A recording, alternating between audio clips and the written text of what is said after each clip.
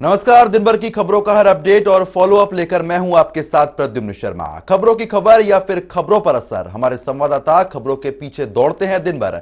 Ground zero से सीधी खबर बताएंगे जनता रिपोर्टर। संविधान दिवस के मौके पर संसद के सेंट्रल हॉल में कार्यक्रम का आयोजन किया गया, जिसमें सरकार की तरफ से सभी विपक्षी दलों को न्योता दिया गया, लेकिन कांग्रेस, टीएमसी और बीएसपी समेत कुल 14 दलों ने इस कार्यक्रम का विरोध किया, बायकॉट किया। जिसके बाद कांग्रेस ने सरकार पर आरोप लगाया कि सरकार साल भर संविधान का अपमान करती है, वहीं आज संविधान दिवस मनाने का दिखावा करती है। पीएम मोदी ने अपने संबोधन के दौरान विपक्षी दलों पर तंज कसा। उन्होंने कहा कि आज के दिन में अगर संविधान बनाने की नौबत आती तो शायद हम संविधान का एक पन्ना भी न जोड़ पाते। आपको बता दें कि 2014 में मोदी सरकार बनने के बाद 2015 में यह निर्णय लिया गया था कि 26 नवंबर से हर साल संविधान दिवस मनाया जाएगा।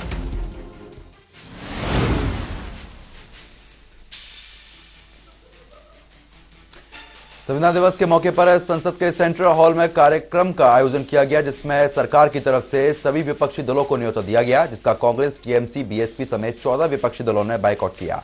कांग्रेस ने मोदी सरकार पर आरोप लगाया कि वह साल भर संविधान का अपमान करती है और 26 नवंबर को संविधान दिवस मनाने का दिखावा करती है। पीएम मोदी ने भी अपने संबोधन के दौरान विपक्षी पार्टियों पर तंज कसा। उन्होंने कहा कि आज का दिन अपने महापुरुषों को याद करने का है। जरा सोचिए, हमारे संविधान निर्माताओं ने किन परिस्थितियों में संविधान का निर्माण किया। अगर आज संविधान का निर्माण करना होता तो शायद एक पेज भी पूरा ना हो पाता। 26 नवंबर को हर साल की तरह संसद के सेंट्रल हॉल में संविधान दिवस मनाया गया, लेकिन इस बार संविधान दिवस को लेकर जमकर सियासत देखने को मिली। दरअसल कांग्रेस, आम आदमी पार्टी समेत 14 विपक्षी दलों ने संसद में आयोजित कार्यक्रम से दूरी बना ली। विपक्षी नेताओं का कहना है कि आज देश में संविधान का पालन नहीं हो रहा है, ऐसे में संविधान दिवस मनाना ठीक नहीं होगा। वही कांग्रेस नेता ने प्रेस कॉन्फ्रेंस कर कहा कि विपक्ष की अनदेखी की जा रही है। संविधान दिवस के मौके पर संसद भवन में केंद्र सरकार ने कार्यक्रम का आयोजन किया, जिसका विरोध कांग्रेस, समाजवादी पार्टी, डीएमके और टीएमसी समेत 14 पार्टियों ने बहिष्कार करके किया है। वहीं कार्यक्रम का बायकॉट करने पर विपक्षी दलों और सरकार के बीच तनातनी देखने को मिली। जहां बीजेपी ने इस बार बाबा साहेब भीमराव अंबेडकर का अपमान उनको बता दिया है, तो संविधान दिवस कार्यक्रम के बहिष्कार पर कांग्रेस ने सफाई दी।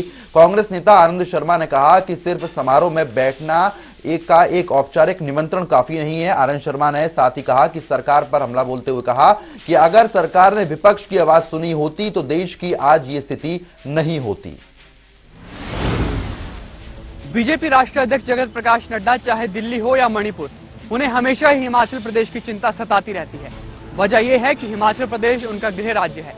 प्रदेश कार्य समिति की बैठक में आज जगत प्रकाश नड्डा ने मणिपुर से वर्चुअल रूप से भाग लिया। वर्चुअल रूप से संबोधन देते हुए जगत प्रकाश नड्डा ने सरकार और संगठन की जमकर तारीफ की। उन्होंने कहा कि हिमाचल प्रदेश में जयराम सरकार में बेहतरीन काम हो रहा है। इसके अलावा हिमाचल बीजेपी जो काम करती है उससे देश भर की पार्टी सीख लेती है। साथ ही उन्होंने कहा कि हिमाचल प्रदेश में जो काम हो रहा है वो काबिले तारीफ है। जगत प्रकाश नड्डा ने अपने संबोधन में साल 2022 में जयराम ठाकुर के नेतृत्व में लड़ने की भी बात कही। इसके बाद से ही अब हिमाचल प्रदेश में नेतृत्व परिवर्तन और संगठन में होने वाले परिवर्तन की बातों को लेकर फिलहाल के लिए विराम लग गया है। शुक्रवार को बीजेपी प्रदेश कार्य समिति बैठक के तीसरे और आखिरी दिन जगत प्रकाश नड्डा ने मणिपुर से कार्यकर्ताओं को संबोधित किया। अपने संबोधन में बीजेपी राष्ट्रीय अध्यक्ष जगत प्रकाश नड्डा ने मुख्यमंत्री जयराम ठाकुर और प्रदेश बीजेपी संगठन की जमकर तारीफ की। जेपी नड्डा के संबोधन से पहले कई अटकलें लगाई जा रही थी, लेकिन इन तमाम अटकलों को विराम देते हुए जेपी नड्डा ने कहा कि सरकार बेहतरीन काम कर रही है। कोरोना काल में लोगों तक पहुंचना हो या फिर वैक्सीनेशन पर काम करना, हिमाचल प्रदेश ने देश के सामने उदाहरण स्थापित किया है। इसके अलावा हिमाचल बीजेपी की ओर से शुरू किए गए त्रिदेव सम्मेलन और पन्ना प्रमुख की नीति भी देश भर में लागू हुई है। आगे नड्डा ने कहा कि सोशल मीडिया पर कई टिप्पणियां की जाती हैं, लेकिन इससे पार्टी पर कोई भी असर नहीं पड़ता है। उन्होंने सभी कार्यकर्ताओं से एकजुट होकर आगे बढ़ने की बात कही। जगत प्रकाश नड्डा के इस संबोधन के बाद हिमाचल प्रदेश में सरकार और संगठन में बदलाव की अटकलों को कुछ समय के लिए विराम मिल गया है, फिर भी गेंद आलाकमान के पाले में ही है। आरएसएस के प्रमुख मोहन भागवत की तरफ से एक बड़ा बयान सामने आया है, जिसमें उन्होंने कहा है कि हमें भारत की संस्कृति का मतलब सबको साथ लेकर चलना है और विभाजन के समय जो हमें पीड़ा हुई हमें उसे भूलना नहीं चाहिए। यह बात उन्होंने पुस्तक के विमोचन में कही। साथ ही उन्होंने यह भी कहा कि हमें भारत का इतिहास जानना चाहिए और अपनी सच्चाइयों को स्वीकार करना चाहिए। आरएसएस के प्रमुख मोहन भागवत का बड़ा बयान सामने आया है। उन्होंने कहा कि भारत की विचारधारा सबको साथ लेकर चलने की है। विभाजन के समय भारत का जो पीड़ा झेलनी पड़ी थी उसे कभी भूलना नहीं चाहिए। ये बात उन्होंने एक किताब विमोचन समारोह के दौरान कही है। उन्होंने ये भी कहा कि इतिहास को पढ़ना चाहिए और इसकी सच्चाई को स्वीकार करना चाहिए।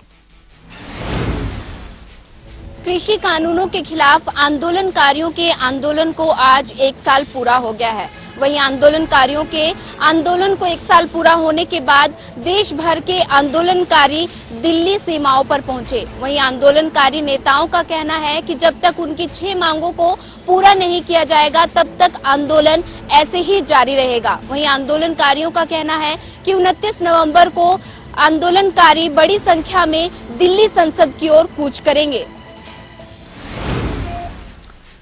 केंद्र सरकार ने तीनों कृषि कानूनों को वापस लेने का ऐलान कर दिया, लेकिन आंदोलनकारी अभी भी बॉर्डर पर डटे हुए हैं। वहीं आंदोलनकारियों को आंदोलन उनका 1 साल पूरा हो गया है। आंदोलनकारियों ने देश प्रदेश के कई हिस्सों से आंदोलन की वर्षगांठ मनाने के लिए दिल्ली बॉर्डर पर कूच किया। आपको बता दें कि आंदोलनकारियों का कहना है कि जब तक सरकार एमएसपी पर कानून नहीं बना देती तब तक आंदोलन जारी रहेगा। वहीं आंदोलनकारियों ने कहा कि 29 नवंबर को किसान भारी संख्या में संसद भवन की ओर कूच करेंगे। साथ ही आंदोलनकारियों ने प्रशासन को चेतावनी देते हुए कहा कि अगर प्रशासन ने उनको रोकने की कोशिश की तो बैरिकेड्स तोड़कर आगे बढ़ जाएंगे। देश की राजधानी दिल्ली में बढ़ते प्रदूषण को लेकर दिल्ली सरकार ने बड़ा फैसला लिया है। दिल्ली सरकार ने पेट्रोल डीजल कारों की दिल्ली में एंट्री पर बैन लगा दिया है और ये बैन 7 दिनों के लिए लगाया गया है। आपको बता दें, दिल्ली सरकार बढ़ते प्रदूषण को रोकने के लिए हर संभव प्रयास कर रही है। तो ऐसे में 7 दिनों तक लगाए गए इस बैन से कितना प्रदूषण कम होता है, ये आने वाले समय में देखने वाली बात होगी। दिल्ली सरकार ने राजधानी में 1 हफ्ते के लिए पेट्रोल और डीजल इंजन कारों को उस पर बैन कर दिया है। यह बैन 27 नवंबर से 3 दिसंबर के बीच लागू किया जाएगा। सरकार ने राजधानी में पॉल्यूशन पर काबू पाने के लिए यह अहम कदम उठाया है। दिल्ली में बीते कुछ समय से एयर क्वालिटी इंडेक्स बेहद खराब है। खराब लिखे जाने तक दिल्ली का AQI 330 पहुंच चुका था, जो बेहद ही खतरनाक स्थिति में पहुंच गया है। त्योहारों के खत्म होते ही देश में कोरोना वेरिएंट के नए मामले सामने आ रहे हैं। बीते 24 घंटों में कोरोना से मरने वाले लोगों की संख्या में बढ़ोतरी दर्ज की गई है। आपको बता दें, स्वास्थ्य विभाग के द्वारा जारी किए गए आंकड़ों के मुताबिक बीते 24 घंटे में 10,000 से ज्यादा कोरोना के मामले दर्ज किए गए हैं और 480 से ज्यादा लोगों की कोरोना से मौत भी हो चुकी है। इसके अलावा तेलंगाना में सरकारी स्कूल में 28 छात्रों के एक साथ पॉजिटिव हो जाने से सरकार की चिंता बढ़ गई है।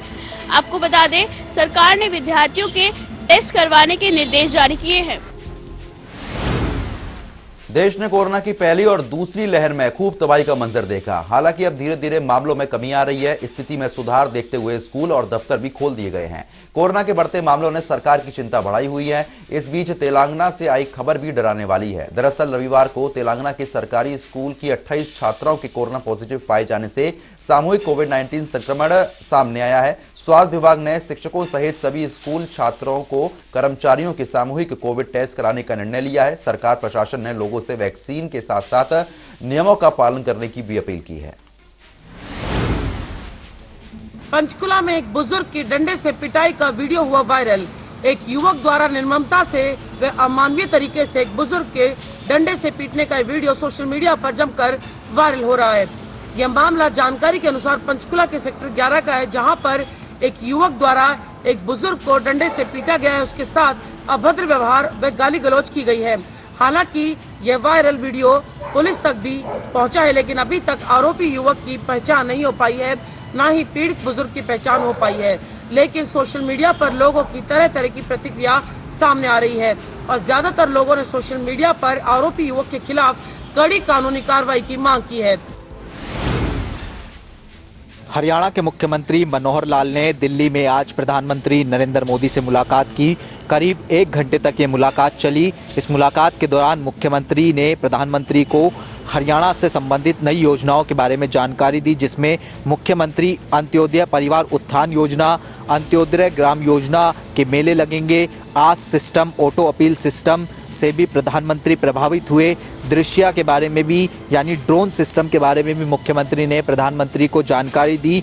इसके साथ ही प्रधानमंत्री से मुलाकात के बाद मुख्यमंत्री ने बताया कि प्रधानमंत्री ने कई विषयों को लेकर हरियाणा के मुख्यमंत्री को बात की है, जिसमें अगर बात करें तो प्रदूषण के विषय को लेकर, पराली के विषय को लेकर भी इस मुलाकात के दौरान चर्चा हुई है। स्वच्छता पर बातचीत हुई है। स्वच्छता में हरियाणा की रैंकिंग में अच्छा किया है, लेकिन ग्रामीण क्षेत्रों में स्वच्छता पर और किस तरीके से जोर दिया जा सकता है, इसको लेकर भी प्रधानमंत्री नरेंद्र मोदी ने हरियाणा के मुख्यमंत्री से बात की है। इसके अलावा बेटी बचाओ बेटी पढ़ाओ पर मुख्यमंत्री और प्रधानमंत्री नरेंद्र मोदी के बीच में बातचीत हुई है। 3 कृषि कानून रद्द होने के बाद किसान बॉर्डर पर बैठे, इसको लेकर भी मुख्यमंत्री की प्रतिक्रिया सामने आई। मुख्यमंत्री ने कहा, उम्मीद है संसद में किसान कानून वापस होते ही किसान वापस चले जाएंगे। राष्ट्रीय परिवार स्वास्थ्य सर्वेक्षण के 2020-21 के जारी आंकड़ों में देश का लिंग अनुपात काफी सुधरा है। देश में इस बार के जारी आंकड़ों में 1000 पुरुषों के पीछे महिलाओं की संख्या 1020 सामने आई है। इन नतीजों के बाद हरियाणा के मुख्यमंत्री मनोहर लाल ने देश के प्रधानमंत्री नरेंद्र मोदी को बधाई दी है।